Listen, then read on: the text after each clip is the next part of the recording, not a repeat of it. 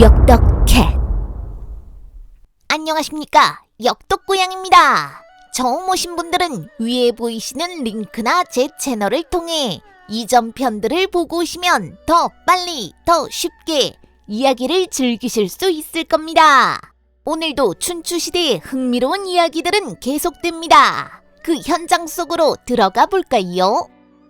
진나라의 하군 원수로 있던 한궐은 원래 조돈의 식객으로 있다가 대부가 된 사람이었습니다. 그래서 그는 조씨 일가, 그 중에서도 조돈의 아들 조삭에게 깊은 호의를 가지고 있었습니다. 그는 도안가의 군대가 조삭을 잡으러 몰려오기 전에 이 정보를 조삭에게 미리 알려주고 몸을 피하라고 권했습니다. 조삭은 진성공의 딸 장희와 결혼하여 당시 장희는 출산을 눈앞에 두고 있었습니다. 조삭은 자신이 조만간 죽게 될 것을 알고 장희를 먼저 진나라 왕궁으로 피신시켰죠. 그러면서 그는 장희에게 당부했습니다. 아이가 태어나서 딸이면 문, 아들이면 무라고 이름 지으시오. 장차 조씨 일족에게 무는 필요 없소. 무라야 조씨가 다시 일어설 수 있을 것이오. 장희는 서둘러 왕궁으로 달아나서 목숨을 건졌으나 그날 도안가의 군대는 조삭을 비롯한 조나라의 모든 집안 사람들을 몰살했습니다. 도안가는 조삭을 죽이고 난 후 후환을 제거하기 위해 장희가 낳은 아이까지 죽이려고 했습니다. 그러나 진경공에게 장희는 큰 누나였습니다. 그는 장희의 아이를 그렇게 하고 싶지 않았고 그래서 아이는 태어나고 난 후 어찌할지 나중에 결정하자고 도안가에게 명했습니다. 장희는 아들을 낳았습니다. 그리고 이 소식은 도안가를 비롯한 궁중 밖의 사람들에게도 전해졌죠. 당시 조동과 조삭을 따르던 가신들 중에 정영과 공손저구 역시 이 소식을 들었죠. 그들은 조만간 도안가가 장희의 아들 조무의 목숨을 노릴 것이라는 것을 예상했습니다. 그래서 그들은 한궐과 논의하여 도안가를 속이고 조무를 궁궐 밖으로 빼돌리기로 했습니다. 당시 정영에게도 한 아이가 태어났는데 조무와 태어난 시기가 거의 비슷했습니다. 그는 공손저구에게 자신의 아들을 데리고 산속으로 숨어들도록 했죠.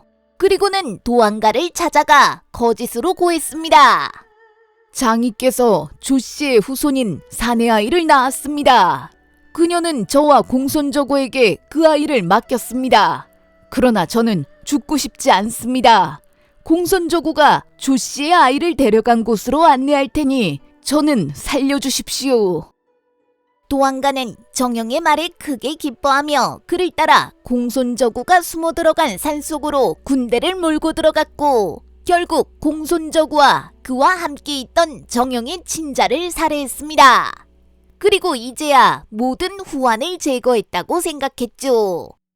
도안가가 방심한 틈을 타 한궐은 몰래 장희로부터 아이를 빼돌려 정영에게 주었고 정영은 조무를 데리고 우산이라는 곳으로 숨어 그를 키웠습니다. 기원전 584년의 일이었죠. 그로부터 3년 후 진경공은 갑자기 큰 병에 걸려 몸져 누웠습니다. 꿈에서 조씨 일족의 원혼을 보고 난 후 알아누웠다는 소문이 바다했죠. 서진의 유명한 의원까지 와서 병을 고쳐보려 했으나 백약이 무효했습니다. 결국 진경공은 용하기로 유명한 무당까지 불러 자신의 생명을 점쳤습니다. 무당은 그 해의 햇보리를 먹기 전에 진경공이 죽을 것이라고 예언했죠. 당시는 햇보리 거지를 며칠 앞두고 있는 시점이었습니다. 한편 진경공의 궁실에는 강충이라는 내시가 있었습니다.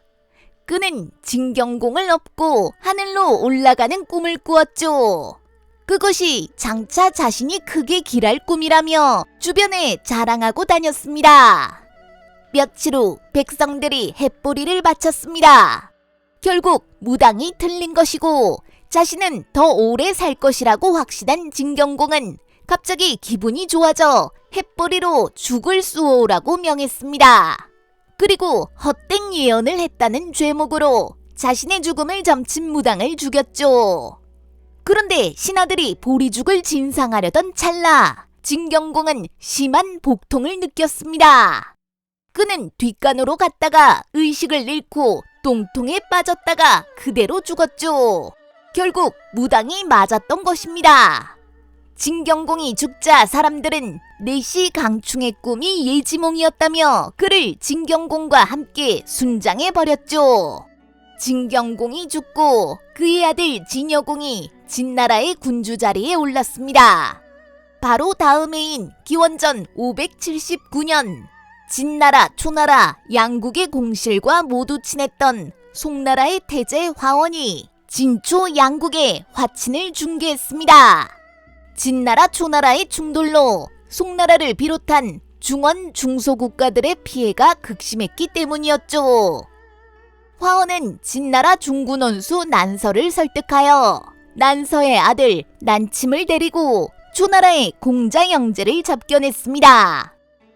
초나라 영윤 공자 영제는 화원에게 설득되어 진나라와의 화친에 동의했습니다.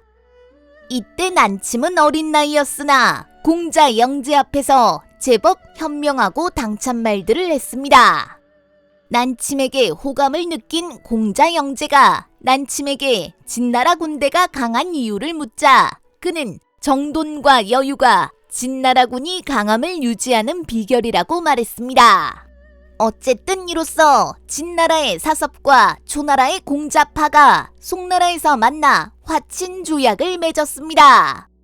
이 조약에 대해 초나라 조정에서는 회담에 참여하지 못했던 공자 측이 공자 영제에 대해 반발했으며 진나라 조정에서도 내심 어린 군주 진여공을 중심으로 반발하는 움직임이 있었습니다. 그러나 이 화친 회담으로 인해 양국은 몇 년간 전쟁 없이 평화 상태를 유지했죠. 그러나 기원전 576년 굴무가 다시 움직이면서 진, 초, 양국 간의 관계는 다시금 냉각되기 시작합니다. 굴무의 오나라 육성 정책은 이때쯤 엄청난 성공을 거두었고 굴무와 그 아들 무호용의 중재로 오나라 왕 수몽과 중원의 메이저 국가들인 제, 노, 송, 위, 정, 오국 간의 대초 동맹이 성립되었습니다. 이 움직임을 직접적인 위협으로 받아들인 초공왕은 동맹을 파쇄하기 위해 정나라를 공격하고자 했습니다. 그러자 직접 진나라와의 화친을 맺었던 공자 영제는 반대했고 공자 측은 찬성했죠. 초공왕은 공자 측의 의견을 받아들여 정나라를 급습했고 이에 정나라는 다시금 초나라에 굴복하게 됩니다. 정나라가 다시금 초나라의 세력권에 들어가자 북진에서는 이에 대한 대응회의가 열렸습니다. 당시 북진 조정은 조씨일가의 몰락과 함께 새로이 극극의 아들인 극기와 그 사촌 동생인 극주, 극지가 주도하는 극시일가의 시대가 열려 있었습니다. 극시일 쪽은 초나라의 정나라 정복을 국가의 큰 위기사항으로 받아들였죠. 그래서 그들은 젊은 군주 진여공을 움직여 친히 정나라로 원정을 가도록 하는 데 성공합니다. 진여공이 정나라로 친정을 내오니 초나라에서는 초공왕이 화친 조약을 깨고 친히 요격해 왔습니다. 양군은 정나라 언능 땅에서 맞붙었습니다. 양군의 선봉군과 본대가 먼저 맞붙었죠. 첫날의 전투에서 양군이 혼전을 벌이는 동안 난침은 초나라 공자 영제에게 차 한 잔을 보냅니다. 진나라의 정돈과 여유를 보여준 조치였죠. 그러나 그날 전투의 하이라이트는 다른 곳에 있었습니다. 첫날의 전투 중 진여공의 수레가 진흙수렁에 빠지자 진여공을 사로잡기 위해 초나라의 왕자발이 섣불리 나섰다가 난서의 군대에게 사로잡혀버렸습니다. 다음날 진나라군은 왕자발을 함거에 넣어 맨 앞줄에서 전진했습니다.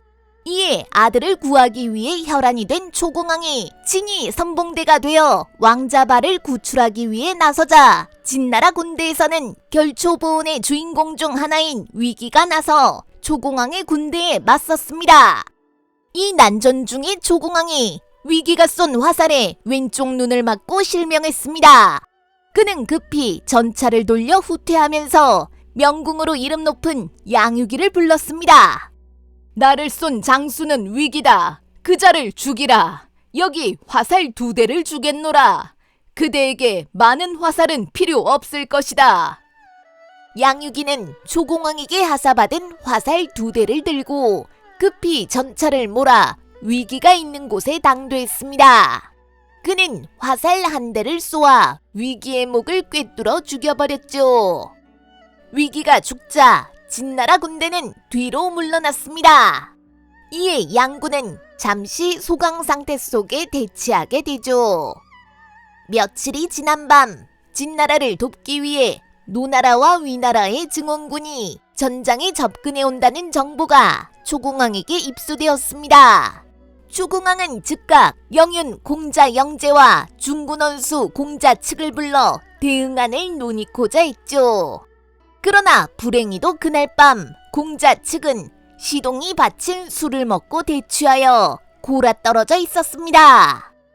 공자 측은 평소에 말술을 마시는 습관이 있었기 때문에 초공왕은 공자 측에게 최소한 전쟁터에서는 절대 술을 마시지 말라고 단속했습니다.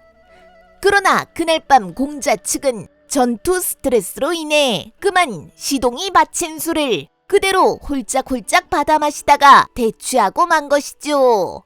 초나라의 한 축인 공자 측이 일어나지 못하는 가운데 진나라 원군의 합류와 본격적인 공격 움직임이 확연하게 보이자 공자 영제는 초공왕에게 퇴각을 권했습니다. 이에 초공왕은 전세가 불리함을 깨닫고 군대를 철수시켰죠. 그리고 양유기를 불러 술에 취한 공자 측을 잘 보위하여 모시고 오라고 명했습니다. 양유기는 고주망태가 된 공자 측을 수레에 묶어서 질서정연하게 퇴각했습니다. 공자 측은 퇴각 도중 눈을 떴고 자신이 초군의 모든 전략을 망쳤다는 자책감에 빠졌죠. 이때 초공왕의 서신이 공자 측에게 도착했습니다. 옛날 성덕신이 진군에 패했을 때 선군께서는 거기에 없었다. 이번 전투는 과인의 잘못으로 패한 것이지 그대의 탓이 아니다. 절대 나쁜 마음을 먹지 말기 바란다. 초공왕의 서신에 공자 측이 감격하고 있을 때 정적인 공자 영제의 서신도 도착했죠. 설령 전하께서 그대를 용서하더라도 중군 원수로서 군을 저버린 스스로의 죄를 용서할 수 있는가? 자결하라. 공자 측은 영윤의 꾸짖음에 깊은 죄책감을 느끼고 자결해버렸습니다. 이로써 초공왕의 한쪽 팔이 꺾이고 말았고 이후 초나라는 진나라를 상대로 다시는 우위를 확보하지 못했습니다. 한편 초나라 군대가 물러나자 정나라는 성로를 더욱 보수하고 진나라 군대에 적극 대항했습니다. 오랜 전투로 힘을 잃은 북진의 군대는 며칠 후 승전의 개가를 부르며 물러났죠. 초나라를 언능에서 무너뜨리고 난 후 진여공의 가장 큰 위협은 당시 전국을 좌우하고 있던 극시 일족이었습니다. 극기, 극주, 극지가 이끄는 극시 일족은 당시 진나라 군사력의 절반에 달하는 수준의 군대에 대한 지휘권을 확보하고 있었죠. 만일 진여공이 현명한 군주였다면 다른 가문들과의 세력 균형을 통해 극시를 제어했을 겁니다. 그러나 진여공은 극시 일족의 사적인 감정을 가지고 있던 중소 귀족 세력과 손을 잡았죠. 그는 극시 일족에 의해 추방된 바 있는 서극의 아들 서동을 측근으로 두었습니다. 또한 극시 일족으로부터 부당하게 영지를 빼앗긴 바 있는 이양호, 장어교 등도 가까이 두었죠. 이러한 진여공의 행보는 노골적인 극시에 대한 견제 행위로 보여졌습니다. 더구나 당시의 중군 원수 난서 역시 극시를 미워하고 있었습니다. 실제로 진여공이 서동 등과 극시 일파에 대한 척결을 계획하고 있던 시기 진여공의 의심을 불러일으킨 사건이 일어납니다. 당시 언릉 전투에서 진여공을 급습했다 사로잡힌 초나라의 왕자 발이 아직 진나라의 포로로 잡혀 있었죠. 극씨를 견제하고자 했던 난선은 왕자 발을 움직여 극씨 일가가 초나라 공자 형제와 내통하고 있으며 자신들에게 적대적인 진여공을 몰아내고 당시 주나라에 머물고 있던 진양공의 후손 공자주를 다음 제후로 모시려 한다고 거짓 자백을 하게 했습니다. 이러한 소문이 퍼지자 진여공은 난서를 불러 그 진위 여부를 물었고 난서는 그 진위 여부를 확인하기 위해 극지를 주나라에 파견해보면 어떻겠냐고 조언했습니다. 이에 진여공은 언능 전투에서 얻은 전리품을 주나라 왕실에 바치는 사신으로 극지를 파견했습니다. 난서는 은밀히 공자주에게 사람을 보내어 극지를 만나보도록 권했죠.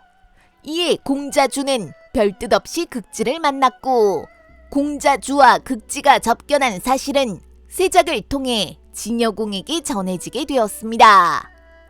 이 일을 계기로 진여공은 극씨 일파를 조속히 무너뜨리겠다는 마음을 굳혔죠. 기원전 574년 병권을 잡고 있던 극기, 극지, 극주는 강무당이라는 공간에서 군사회의를 하고 있었습니다. 이때 진여공의 측근인 장어교와 장사 청불태가 피투성이가 되어 강무당에 들어왔습니다. 그리고 서로 억울하다며 자신들의 억울함을 풀어달라고 했죠. 극기와 극주가 깜짝 놀라 무슨 사연이냐며 다가오자 장어교와 청불태는 몸속에 품고 있던 단검으로 극기와 극주를 살해해버렸습니다. 이에 깜짝 놀란 극지만이 가까스로 강무당을 빠져나왔으나 눈앞엔 서동과 이양호가 이끄는 800명의 무사들이 달려오고 있었죠. 어쩔 수 없이 다시 강무당 쪽으로 수레를 돌리려는데 장어교가 수레로 뛰어올라 극지마저 살해했습니다. 그날 진여공과 서동은 친위 쿠데타에 성공했고 극씨 쪽을 그야말로 멸족에 가깝게 살해했습니다. 그 후 진여공은 서동, 이양호, 장어교 등을 모두 경으로 임명하여 극씨 쪽을 대체하게 했습니다. 실권을 잡게 되자 서동은 내친김에 난서와 순원 등 나머지 기득권 귀족들까지 모두 절멸하자고 진여공을 격동했습니다. 그러나 극실파 척결이 유일한 목표였던 진여공은 이를 거부했죠. 가까스로 목숨을 건진 난서와 순원은 오히려 진여공을 살해할 모의를 비밀히 진행했습니다. 한편 극씨들을 모조리 척결한 후 진여공은 정사에서 완전히 손을 놓고 총신들의 집에서 매일 술잔치를 벌였습니다. 그는 그날도 4일이나 도성을 비우고 자신이 총애하는 장녀씨라는 신하의 집에서 잔치를 벌이고 있었죠. 순원과 난서는 이러한 임금을 간한다는 명목으로 진여공을 만나러 갔습니다. 그러나 배후에는 300명의 무사를 숨겨두고 있었죠. 순원과 난서가 직접 찾아와 궁으로 돌아가자고 간언하니 진여공 역시 체면상 돌아갈 수밖에 없었습니다. 그는 서동이 이끄는 호위군의 보위를 받으며 환궁하고 있었죠. 그때 산 밑에 숨어있던 난서의 복병이 진여공 일행을 급습했습니다. 결국 서동은 그 자리에서 죽고 진여공은 순원과 난서의 포로가 되었습니다. 궁궐을 장악하자 순원과 난서는 동료 대부인 한골과 사계에게 사람을 보내어 자신들이 일으킨 혁명에 가담하라고 권했습니다. 그러나 그들은 움직이지 않았죠. 이에 위협을 느낀 순원과 난서는 측근인 정화를 시켜 진여공을 독살했습니다. 그리고는 빠르게 임금의 죽음을 대내외에 알리는 한편 사람을 주나라로 보내어 공자주를 모셔오라고 명했습니다. 공자주는 당시 1순위의 제후위 계승자였습니다. 진여공이 너무 일찍 죽어 후사가 없었기 때문이었죠. 더구나 공자주 자신도 불과 14세의 소년으로 아직은 어린 티가 나는 사람이었습니다. 그러나 공자주는 어린 나이임에도 매우 영민한 사람이었습니다. 진나라에서 자신을 임금으로 모셔가겠다고 찾아오자 그는 선뜻 그들을 따라 나섰지만 여러 신하들을 처음 접견한 자리에서 다음과 같이 선언했습니다. 나는 원하지 않는데 그대들이 나를 임금으로 모시기로 했으니 앞으로 내 말에 무조건 복종하겠다고 서약하라. 그렇지 않겠다면 나는 지금 즉시 주나라로 돌아가겠다. 이 선언에 반정의 주동자인 난서와 순원마저도 긴장했습니다. 그렇게 진나라 제후가 된 것이 바로 진도공입니다. 진도공은 즉위와 동시에 진여공의 충신이었던 이양호와 정불태를 처단함으로써 국정 안정을 도모하는 한편 진여공을 독살한 정활 역시 사형에 처했습니다. 정활이 처형당하자 도둑이 재발절인 난서 역시 크게 놀라 자살했죠.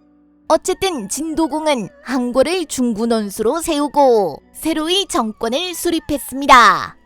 과연 진도공이 이끄는 진나라는 어떤 모습을 보여주게 될까요? 다음 편에 계속하겠습니다. 구독, 좋아요, 알림 설정은 사랑입니다. 냥.